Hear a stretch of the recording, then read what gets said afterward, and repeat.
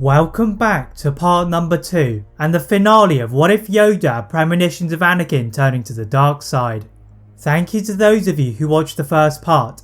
To recap what happened in that video, if you haven't seen it, Yoda discovered the significance of Anakin for visions on Dagobah, and after Dooku had discovered the Jedi searched for the real identity of his master, he had given them the final clue to destroy Darth Sidious. Now the Jedi began to narrow the candidates for the title of the Sith Lord.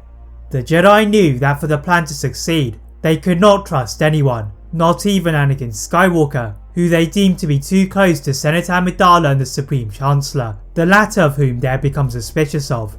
First summoning the Senator of Naboo to their chamber, they test their force sensitivity and find they was too low to be considered for entry into the Jedi Order, and she was allowed to walk free. But as she departed, she encountered Anakin running back from the Senate building and heading for the Council.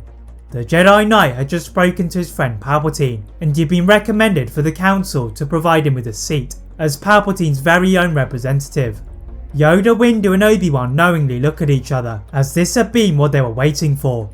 Palpatine had revealed his hand, and aligned with Dooku's hints and Yoda's visions of Anakin, the Supreme Chancellor must be the Sith Lord.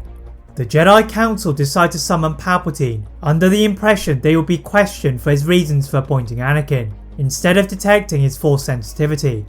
In his office, the Sith Lord turned to the holograms of the Jedi Council members, requesting his presence, and he felt a disturbance in the force. Accepting their invitation, he turned to Amidala and asked for his ship to be prepared, then set course for Dooku's home planet of Sereno, and landed just outside of his palace.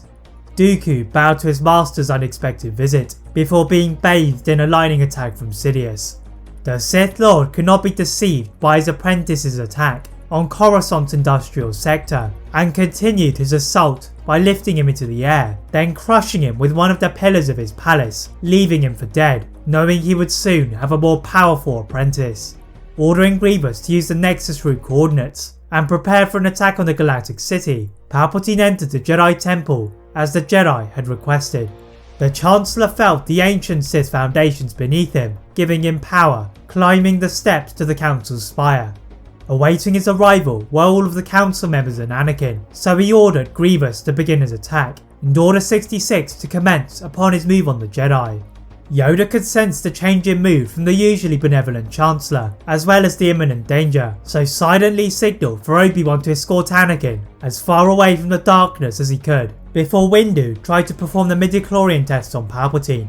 But as the Jedi Master reached to take a blood sample, the Sith burst into action, sending a powerful force wave around the room, then sought Anakin. Yoda got to his feet first, scarcely believing the ferocity of the attack, before gazing outside and seeing the clones entering the temple with Grievous and the droids.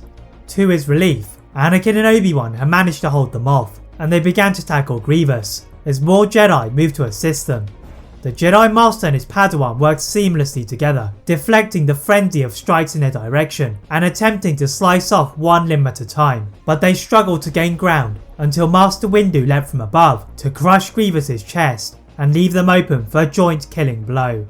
Despite the fall of Grievous, many Jedi Masters, Knights and Younglings had fallen at the hands of the clones and the droids, and Palpatine helped the rampage.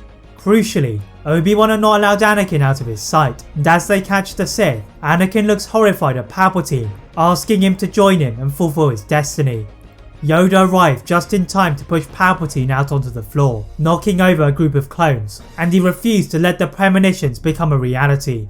Palpatine growled at the little green Jedi, igniting his blade as light and dark began to duel.